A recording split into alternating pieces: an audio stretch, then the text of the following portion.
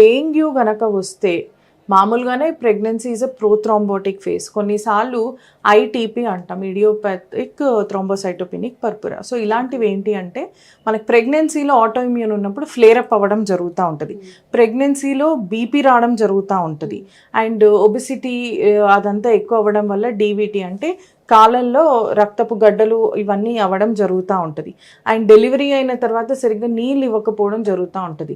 So ఈ conditions అన్నిట్లో ఏంటి అంటే మనకి థ్రాంబోసిస్ అనేది చాలా యాక్టివ్గా ఉంటుంది, బ్లడ్ క్లాట్స్ అనేవి చాలా ఈజీగా ఫామ్ అవుతాయి, ప్లేట్లెట్స్ అనేవి చాలా తొందరగా కన్జ్యూమ్ అవుతాయి.